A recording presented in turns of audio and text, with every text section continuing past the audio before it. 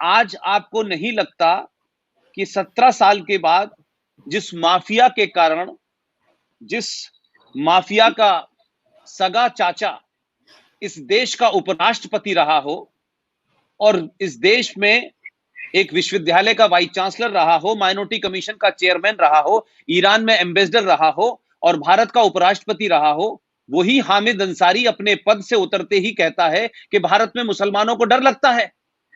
तो उसने अपने भतीजे से नहीं पूछा कि उसने का भतीजा, सगा भतीजा जो उसका रिश्तेदार है, वो तो इस देश की व्यवस्था को डराता है।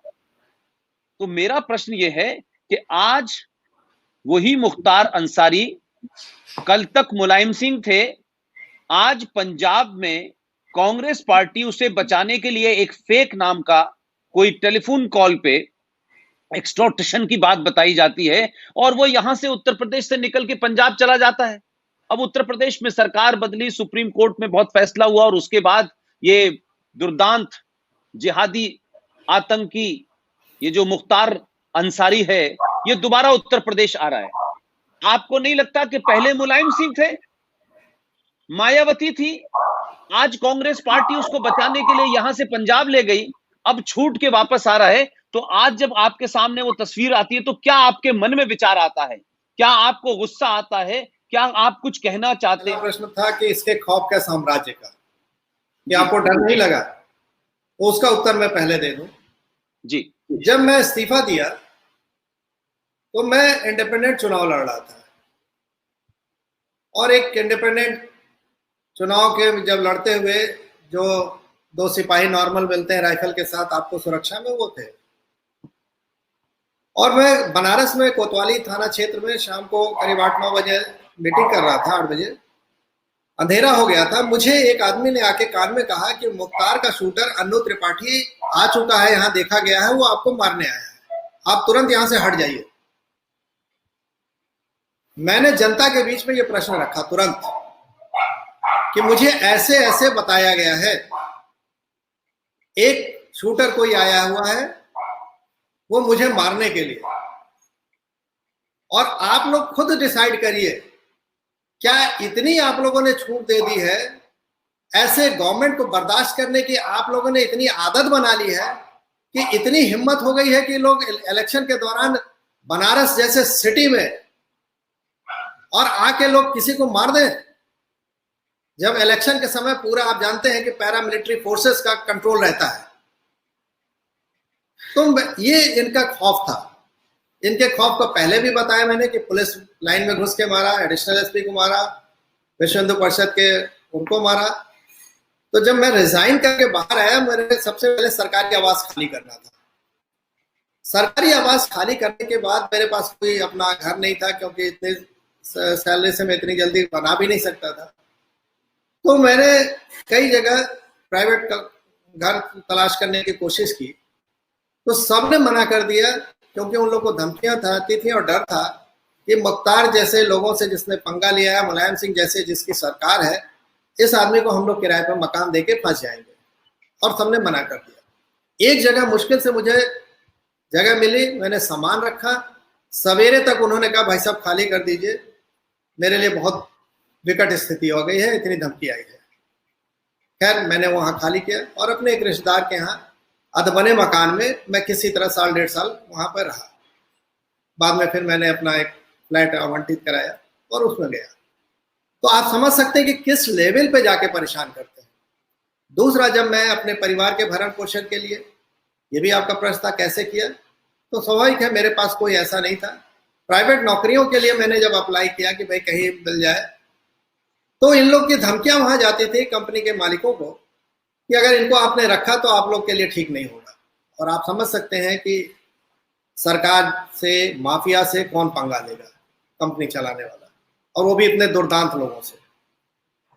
तो ऐसी स्थिति में मेरे लिए बहुत बड़ा ये प्रश्न था कि मैं अपनी जान कैसे बचाऊं, अपने परिवार की जान कैसे बचाऊं, और साथ ही साथ अपनी आजीविका का कैसे हम व्यवस्था करें। आप समझ सकते हैं कि इसके बाद भी इन लोगों ने नहीं माना और कहे कि शैलेंद्र सिंह के सर्विस के दौरान जहां जहां पोस्टिंग रहे इनका निकालो, कोई भी कमी मिल जाए तो उसमें मुकदमा लिख के इनको जेल भेजा जाए। क्योंकि उन लोगों को एक नजीर पेश करनी थी कि शैलेंद्र सिंह का वो हश्र कर दो कि दूसरा शैलेंद्र सिंह बनने की हिम्मत न करे। इन्होंने ठान रखे थे मुलायम सिंह ने और मुख्तार ने। तो इसके लिए फिर इन लोगों ने बहुत तलाश किया, लेकिन मेरा सौभाग्य है, ऊपर वाले का करम, कि हम कहीं भी इन लोगों को कोई मेरी सरकारी कार्य के दौरान कमी नहीं मिली। मैंने बड़ी ईमानदारी से काम किया था, जिसकी वजह से ऐसा कुछ नहीं था। अंत में ऊपर से निर्देश आया मुलायम सिंह का इन लोगों के लिए कि किसी भी तरह इस लड़के को जेल में भेजना है, चाहे फ्रेश मुकदमा लिखो। और उसी क्रम में बनारस में मैं डीएम के पास गया था। एक विद्यालय जो 1.5 महीने से बंद था भ्रष्टाचार के कारण, उसके समस्याओं के लिए डीएम से मिलने गया था। ऑफिस आवर में, मतलब 10 से 12 जो पब्लिक का मिलने का समय होता है, वो पहले से बता के, और डीएम अपने ऑफिस से गायब थे, घर पे थे पता चला। मैंने कहा पब्लिक से मिलने का समय, हम लोग समय लेके आए हैं, डीएम साहब आए, हम लोग वेट करते हैं। और उसी बात को दिखा दिया गया कि हमने डीएम का ऑफिस कब्जा किया और एक फर्जी मुकदमा लिख के और मुझे जेल में भेजा था। आप समझ सकते हैं कि इन लोग की प्लानिंग कितनी होती है। ये सितंबर 2008 की बात है? नहीं, ये 2004 में ही, जब रिजाइन किया था मैंने मुलायम सिंह के, उसके तभी बाद की बात है।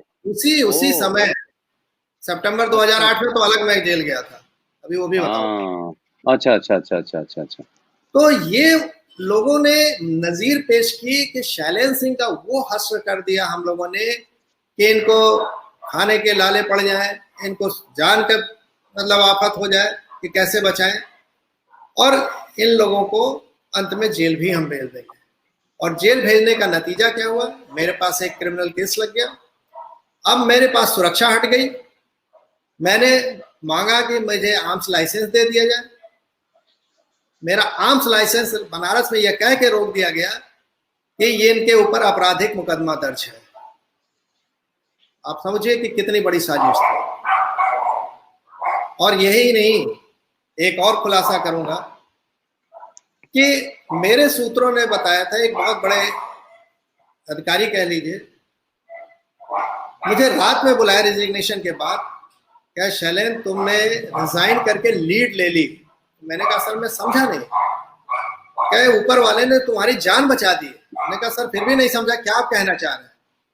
तो उन्होंने कहा कि इन लोगों ने प्लानिंग की थी कि तुम्हारा रेजिग्नेशन स्वीकार नहीं करेंगे, इसीलिए मुझे 2 रेजिग्नेशन भेजने पड़े थे।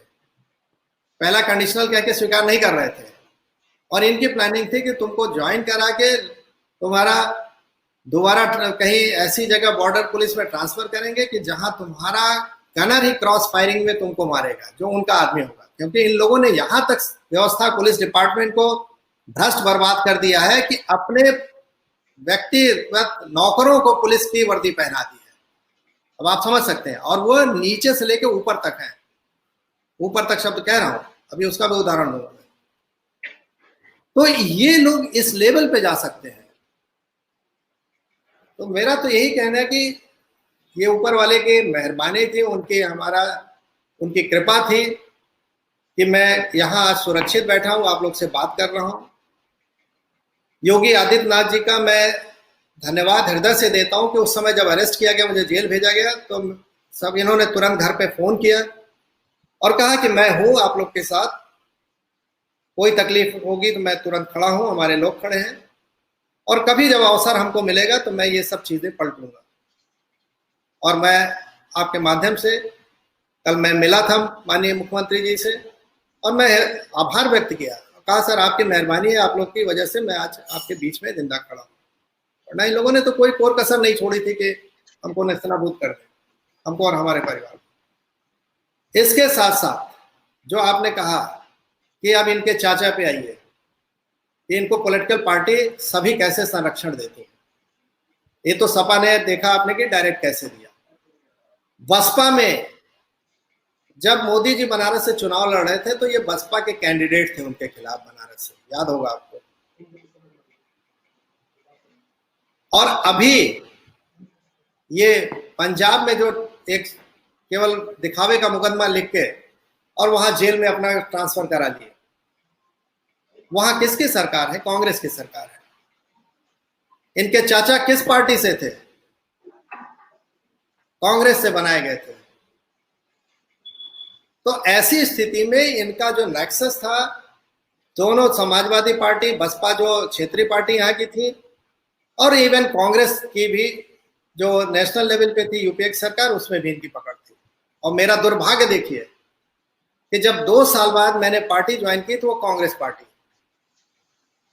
मुझे उस समय लगा सोनिया गांधी जी ने बड़ा त्याग किया है और मनमोहन जी जैसे ईमानदार व्यक्ति को बनाया, तो हमने कहा चलो इनके साथ काम किया जाए। मेरा ये दुर्भाग्य देखिए। और वहां जब जाके मैं बैठा तो आपको जान के आश्चर्य होगा कि कांग्रेस के एक बड़े लीडर के ड्राइवर ने मुझसे कहा कि सर जरा सोच समझ के इन लोग के साथ बैठा उठा करिएगा, इनके साथ कहीं जाइएगा, दिन में आपसे बात करते हैं, रात में मुख्तार के यहाँ डिनर लेते हैं लोग। मेरे तो जमीन खिसक गई। और मैंने देखा इस बात को, जब मुकदमे हम पे लगे तो मैंने ऊपर मदद मांगी, क्योंकि कांग्रेस में एक से एक वकील थे। तो आपको जान के आश्चर्य होगा कोई भी हमारे पक्ष में खड़ा नहीं हुआ था।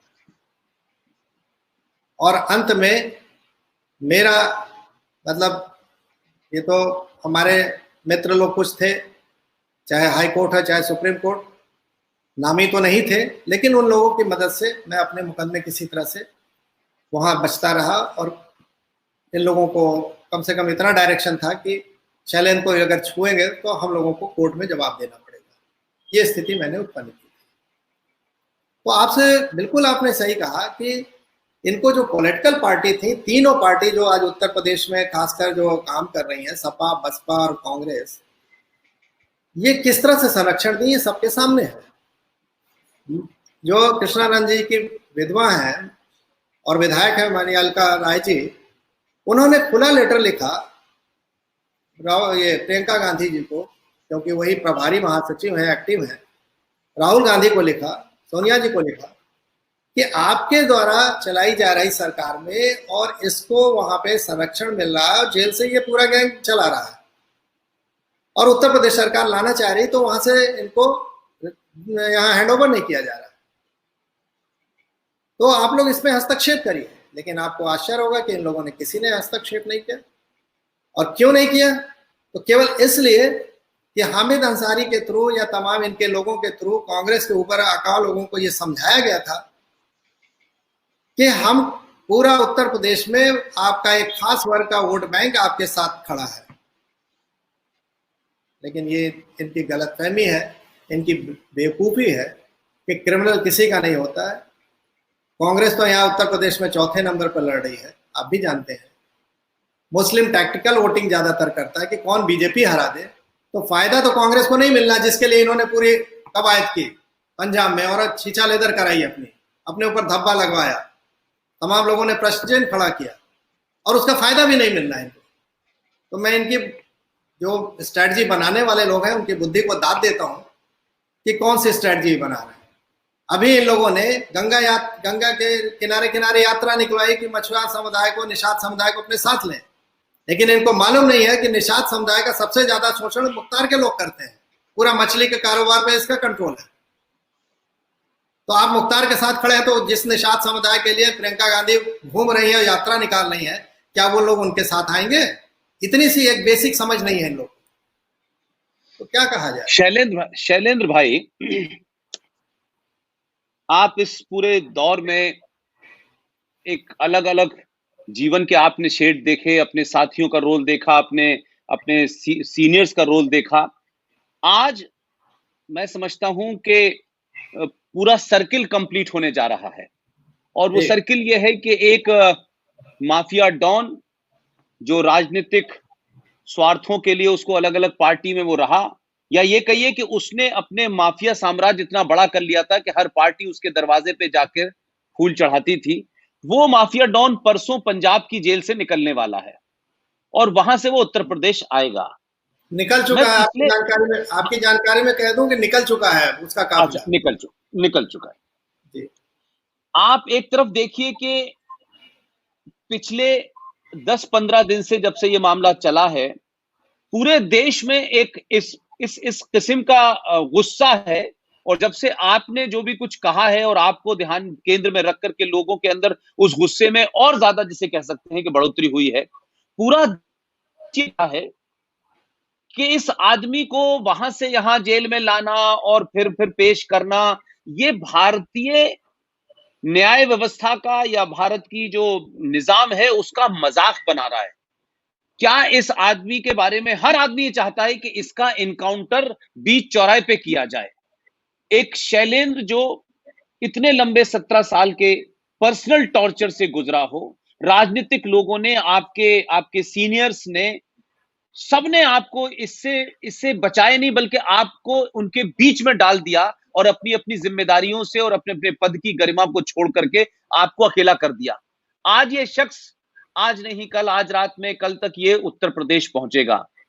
अगर मैं ये कहूं कि शैलेंद्र जी, इस पूरी परिस्थिति में आज आपके मन में कौन सा ऐसा विचार है जो बार बार आपको लगता है कि काश मैं आज यहां तो मैं ये करता, यहां होता तो मैं ये करता। क्योंकि जो जो कुछ आपने बयान किया है, ये कोई शैलेंद्र सिंह की निजी लड़ाई नहीं है।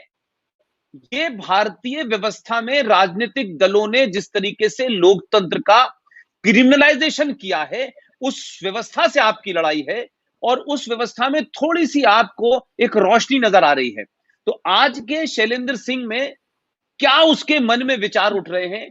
क्या वो गुस्सा जो है वो आज अपनी आंखों के सामने उसको आप देखेंगे कि वो आ रहा है? क्या मन में सवाल है? क्या मन में आपके कोई कोई इस तरीके की बात है जो आप आज अगर उस पद पे होते तो क्या करते? देखिए, मैं आपको बताऊं, ये अपराधी केवल पब्लिक की निगाहों में बहुत बड़े माफिया होते हैं। मैं तो बड़ा नजदीक से इनको देखा हूं कि कितना कलेजा इनका होता है। एक उदाहरण आपको दे रहा हूं। जब मुख्तार अंसारी का ये एलएमजी रिकवर हो गया, पोटा लग गया, तो इसके परिवार का पूरा फोन तब भी हम लोग सुन रहे थे। और इसके छोटे भाई ने, इसका जो सगा जीजा बॉम्बे हाई कोर्ट में प्रैक्टिस करता था, उसको फोन किया और कहा, जीजा किसी तरह निकालिए मुख्तार भाईजान को, ये पोटा लग गया है। तो मालूम है उसने क्या कहा? कहा कि तुम लोग यार पहले इनको गालियां दी और कहा कि तुम लोग कहते थे हम लोग सरकार चलाते हैं, एक अदना से डिप्टी एसपी नहीं कंट्रोल कर पाए तुम लोग, और बोलते हो सरकार चलाते हैं हम लोग।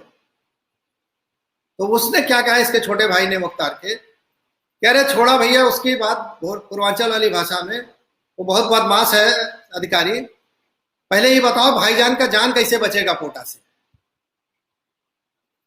तो उसने कहा कि ठीक है, हम कुछ उपाय करते हैं, भाईजान से बात कराओ। तब मुख्तार बाहर थे और आपको जान के आश्चर्य होगा कि उसके छोटे भाई ने यह कहा कि भाईजान से बात नहीं हो पाएगी, भाईजान तो इतना डर गए हैं कि फोन को हाथों नहीं लगा रहे हैं। ये भाईजान का कलेजा है। वो इनके सामने खड़ा नहीं हुआ था।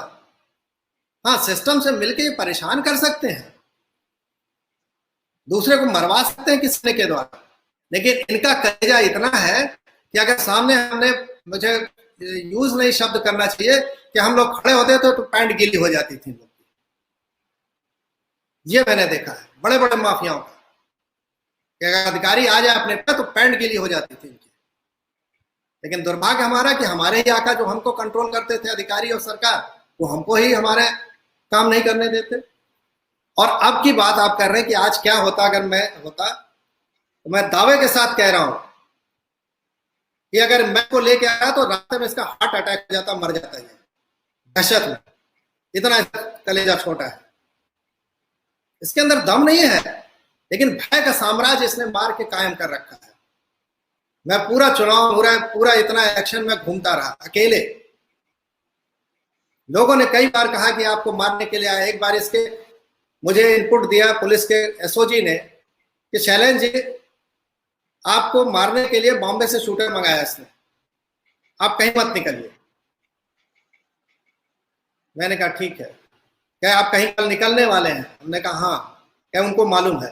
हमने कहा मैं तो बाहर निकलता रहता हूं, मुझे अपना कुछ ना कुछ परिवार के लिए करना है, तो मैं कहीं ना कहीं आऊंगा जाऊंगा। लोग जानते ही हैं, नाम इतना हो गया है कि लोग पहचानते हैं, जानते हैं कहीं जा रहा हूं तो कोई बड़ी बात नहीं है ट्रेस करना कहाँ जा रहा हूँ कहाँ नहीं। तो उसने कहा कि कल मत निकलिए। हमने कहा ठीक है, आपने हमको सूचना दी उसके लिए धन्यवाद। फिर मैंने तत्कालीन लखनऊ के एसएसपी नवनीत सिकेरा जी को फोन मिलाया रात में, और मैंने कहा ऐसा ऐसा इनपुट मिला है मुझे, कृपया इसको देख लीजिए कि क्या सत्यता है। तो वो भी घबरा गया, कहे कि शैलेंद्र तुम कल कहीं मत निकलो, या कुछ अगले दिन तक नहीं निकलो, हम इसको देखते हैं क्या हो सकता है। तो हमने कहा साहब मैं तो निकलूंगा ही, मैं एक दिन भी घर में नहीं बैठा।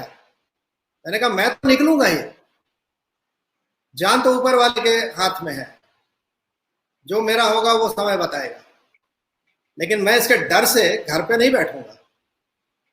मैं बनारस में रिजाइन करके गया तो वहां पराड़कर भवन है, प्रेस जहां कॉन्फ्रेंस होती है बड़ा, वहां पूरा बनारस के तमाम सब मीडिया जुटे थे लोग, और लोगों ने क्वेश्चन किया मुझसे कि शैलेंद्र जी आपको डर नहीं लग रहा है? तो मैंने उलट के पलट के पूछा कि अगर मैं डर रहा होता तो आज आपके बीच में क्वेश्चन का जवाब दे रहा होता, मैं कहीं घर में बैठा होता। अरे मरना है, एक दिन मर जाएंगे, रोज रोज मरना क्या अच्छा।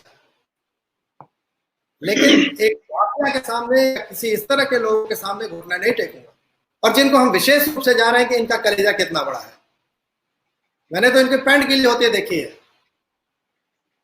तो दुर्भाग्य है कि हम जैसे अधिकारी को काम नहीं करने दिया जाता, वरना ये तो कब के नेस्तनाबूद हो गए होते।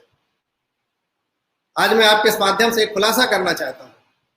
जी प्लीज। मैं जब ये रिकॉर्ड किया रात में, तो मेरी प्लानिंग थी उस आदमी से, बाबूलाल जिससे ये डील कर रहे थे गन लेने का, मैंने उससे कहा तुम गन लेने के लिए उनको बुलाओ। 25 तारीख को बुला ही रहे थे, 24/25 की रात में ही मैंने पकड़ा था। तो हमने कहा कि कहाँ डील करोगे? साहब उन्होंने अभी डील फिक्स नहीं हुई है, आप जहां कहो वहां फिक्स कर दें। तो मेरे ऊपर है, उनको तो लेना है किसी भी कीमत पर, क्योंकि बार बार वो बोल रहे थे कि किसी भी कीमत पर हमको चाहिए। इस लाइन में देर नहीं की जाती। तमाम एक न्यूज चैनल में सीडी में दिखाया गया है कि वो चीजें जो पकड़ी बोली गई थी टेप में, वो सीडी में लिखा हुआ है। तो हमने उससे कहा क्या वाराणसी में रेलवे स्टेशन में कैंट के सामने, जहां बहुत बड़ी पार्किंग है, यहां डील कर सकते हो? कहा साहब कर लेंगे, हमें क्या दिक्कत है। और उसने इनको बोल लिया था, और ये जौनपुर तक, लखनऊ से चलकर जौनपुर तक आ चुके थे। और मैंने वरिष्ठ अधिकारियों को कहा कि सर ये रिकवरी को अभी आप लोग फ्लैश मत करिए, ये अभी डील कर रहा है, अभी इसका पार्ट बाकी है, और वहां देखिए क्या होता है। हो सकता है कि एनकाउंटर भी हो, बहुत कुछ हो सकता था। तो संभावनाएं थी कि उस समय क्या होता, कितनी गोली चलती, कहां से चलती, और क्या हश होता। लेकिन मुझे मालूम था कि हम लोग इतने प्रिपरेशन थे कि इन लोगों को हम धज्जियां उड़ा देते, शायद ही कोई बच के जाता अगर जरा भी इन लोगों ने छूचपड़ की होती तो। लेकिन खैर समय बीत गया, अब उस पर क्या बोलना है। शैलेंद्र भाई एक बात बताइए, आज एक लंबा सफर हो गया, बहुत कुछ बदल गया। जिन अधिकारियों ने आपको कंप्रोमाइज करने, बी प्रैक्टिकल होने, जीवन बर्बाद हो जाएगा, परिवार बर्बाद हो जाएगा, समझदारी दिखानी चाहिए, क्या कभी उन्होंने, आज आप 17 साल के बाद, कभी उनसे आमना सामना हुआ? कभी वो आपसे नजरें मिला पाए, या आज भी उनके उनके उनके उनके वही तौर हैं, वही तरीके हैं, या उन्हें कहीं पछतावा होता है, या वो जब आपको देखते हैं तो कोई ग्लानि होती है आज 17 साल के इस जीवन में, जब आज आप उन्हें देखते हैं, या कहीं किसी से मिलने का, किसी मौके पे, किसी जलसे में, या कहीं आपसे मिलते हैं, कभी ऐसा आमना सामना हुआ? देखिए एक उदाहरण से मैं आपके सामने समझाता हूँ। जब ये घटना हुई, मैंने रिजाइन किया, तो हमारे पुलिस विभाग में बहुत से शुभेच्छु थे, और लोग मिलने आए, रेजिग्नेशन स्वीकार होने के बाद भी मिलने आए। और आपको जान के आश्चर्य होगा कि उन लोगों को बुला बुला के फोन से कहा जाता था कि शैलेंद्र से तुम लोग मिलोगे तो तुम लोग का नुकसान हो जाएगा, शैलेंद्र से अगर तुम लोग मिलोगे तो तुम लोग का नुकसान हो जाएगा। इतनी सख्ती की गई थी। एक दूसरी घटना बताता हूं, कानपुर में, वहां के जो उनके रेंज के बड़े अधिकारी गए थे, और उन लोग जब जाते हैं जिले में तो दरबार लेते हैं। दरबार का मतलब होता है जिसमें कि सिपाही से लेकर ऊपर तक के अधिकारी बैठते हैं और अपने खुल के अपनी समस्याओं को सामने रखते हैं। तो वहां पे जो वरिष्ठ अधिकारी गए थे, उन्होंने सबके सामने ये बात रखी कि आप लोग नेताओं के पास क्यों जाते हो अपने काम के लिए, हम आपके वरिष्ठ अधिकारी हैं, आप हमसे कहा करो, हम आपके माँ बाप के समान हैं, आपका ध्यान रखेंगे, आपके हितों का संरक्षण करेंगे। तो एक सिपाही खड़ा हो गया और उसने ये प्रश्न किया, क्या सर शैलेंद्र सिंह हमारे डिपार्टमेंट के नहीं थे जो उनका आपको संरक्षण करना चाहिए था? आप सोचिए कि कितना बड़ा प्रश्न था। क्या और बात, क्या बात। पूरा पूरा दरबार वहीं पे स्थगित हो गया और तत्काल इंटेलिजेंस के माध्यम से ये सूचना मुख्यमंत्री तक आई कि आगे समय में सब दरबार स्थगित कर दिया जाए वरना पुलिस विद्रोह हो सकता है। ये नौबत है। ऐसा नहीं कि पुलिस में भी सब खराब लोग हैं, चंद लोग हैं, लेकिन जो आपने कहा कि अब उनका आमना सामना होता है, तो मैंने फिर जब ये देखा कि मेरे शुभेच्छु लोग हैं, इनसे मिलने पे इनका नुकसान हो सकता है, तो मैंने ही मिलना बंद कर दिया। आपको जान के आश्चर्य होगा, इन 17 सालों में मिला ही नहीं किसी से, मैं मिला ही नहीं, मैं कहीं जाता ही नहीं हूँ, किसी इस तरह के फंक्शन में जाता ही नहीं हूँ। हाँ, सामाजिक कहीं समारोह वहां गए तो मैं गया, तुरंत सम्मिलित हुआ, लोगों से मिला जुला, चला आता है, लेकिन इन लोग से मैं नहीं मिलता हूँ। और क्या मिलता हूँ इस संघर्ष में समाज ने, आपके वरिष्ठ लोगों ने और बहुत सारे लोगों ने आपसे दूरी बनाई, आपको मकान नहीं दिया गया, आप एक तरीके से लोगों के लिए अछूत हो गए। लेकिन आपकी पत्नी, आपके बच्चे इस पूरे क्राइसिस में वो जिस साइकोलॉजिकल ट्रॉमा से गुजरे होंगे, कभी आपको अपने पत्नी की तरफ देखने से, कभी बच्चों की तरफ देखने से एक मन में पीड़ा रही होगी कि मैंने ऐसा क्यों किया, इसमें मेरे बच्चे सफर कर रहे हैं, मेरी पत्नी सफर कर रही है। वो जो ताकत होती है घर की, जो भारतीय हमारे यहाँ जो व्यवस्था है जिसमें परिवार एक बड़ी ताकत होता है, वो श्रीमती का रोल, आपके बच्चों का रोल, क्या कभी उन्होंने कोई इस पूरे 17 साल में वो खींच गए होंगे, वो उनको लगा होगा इस ईमानदारी की कीमत पे परिवार खतरे में है, ये तमाम सारी चीजों से आप निकले होंगे। उस पूरे पूरे दौर में आपकी श्रीमती का और आपके बच्चों का, खासतौर से आपके माता पिता अगर हैं तो उनका क्या रोल रहा? देखिए, मैंने जब सिलेक्शन होता है तो आपको मालूम है कि हम लोग के यहाँ सिलेक्शन के बाद बहुत बड़े बड़े घर से रिश्ते आते हैं, और सिलेक्शन के समय ही मैंने एक रिटायर्ड टीचर के घर में रिश्ता किया था। अच्छा।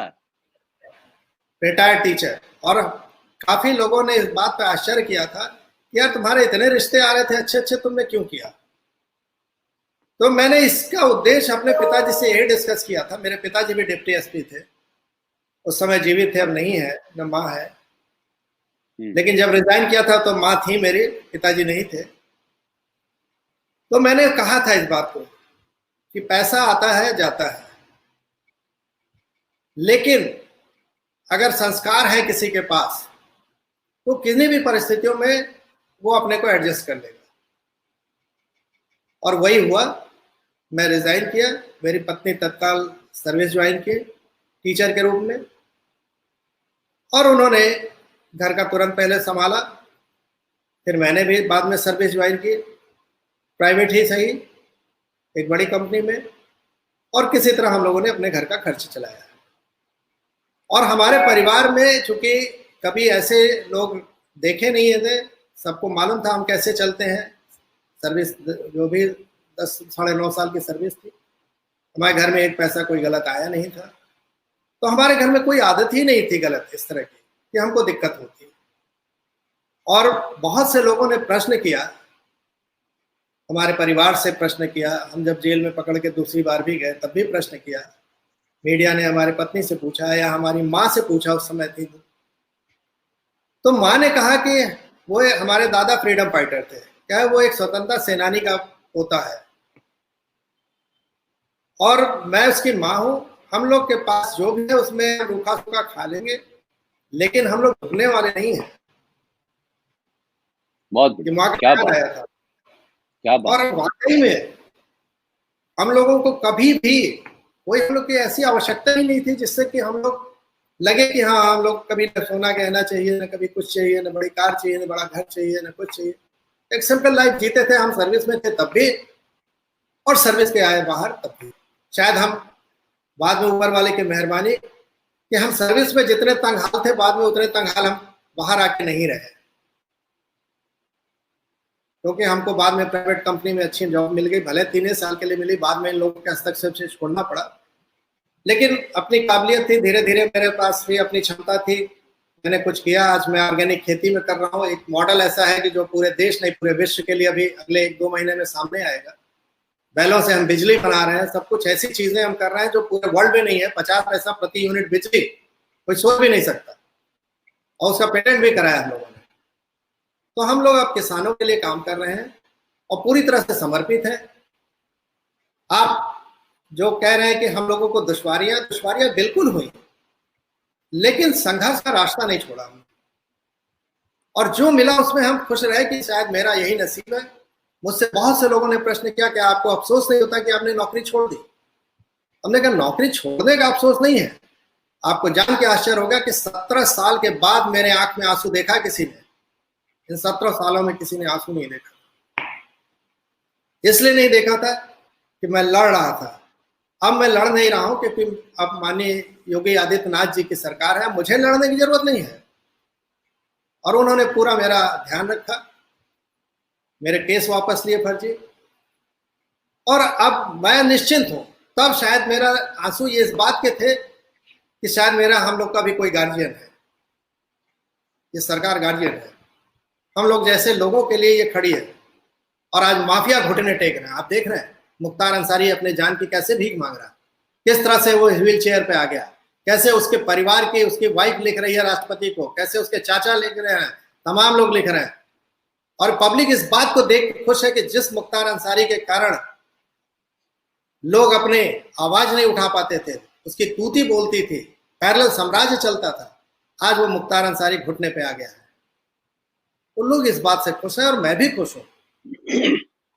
मुझे पूरा भरोसा है कि माननीय योगी जी की सरकार में सबूतों तथ्यों के आधार पर मुख्तार अंसारी के साथ वही होगा जो उसका भागी है।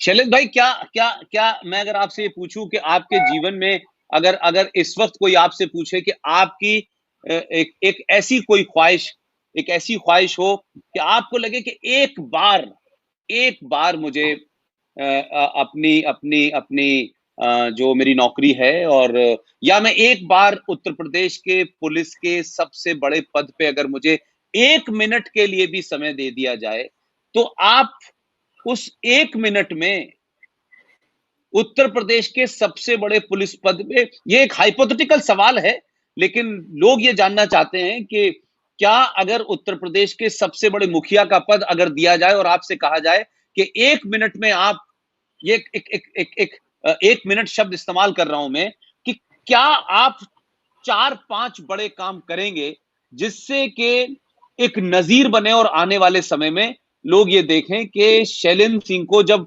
समय मिला, ताकत मिली और उन्हें एक चांस मिला, तो वो क्या करना चाहेंगे?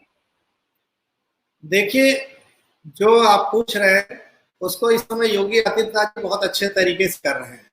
उदाहरण दे रहा हूं, माफिया जो संपत्ति बनाते हैं अवैध तरीके से, उसको किसी न्यायालय में जाके जब्त करने की जरूरत नहीं है, क्योंकि गैंगस्टर एक्ट का मुकदमा लिखा जाता है, वो पुलिस के पास पावर है, मात्र उसमें डीएम का आदेश होता है जिससे संपत्ति जब्त हो जाती है। तो कुछ नहीं करना है, केवल एक आदेश पारित हो जाए, जो योगी जी ऑलरेडी कर रहे हैं, कि जितने भी माफिया ने अवैध संपत्ति बनाई है उन सबको अटैच कर लिया जाए। इनका आर्थिक साम्राज्य ही इनकी ताकत होती है। तो जिस दिन आर्थिक साम्राज्य इनका चला गया, इनके गुर्गे भी भाग जाएंगे इनको छोड़ के, और ये तो अपनी मौत मर जाएंगे।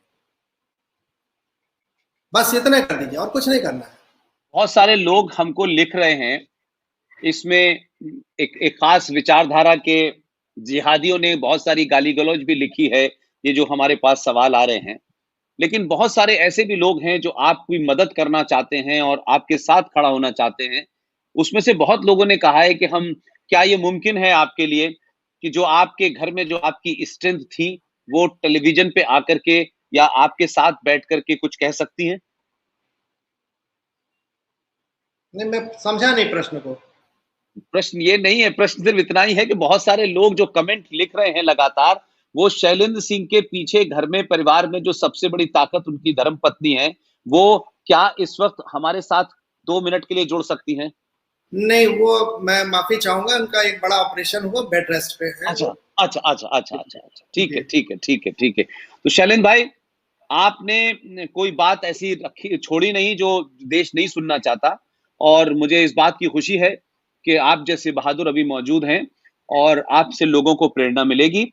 और आप जानते हैं कि मैं 2-3 दिन में हैदराबाद जा रहा हूं, और शायद मैं अपनी स्पीच के लिए कुछ कुछ बातें ढूंढता रहता हूं।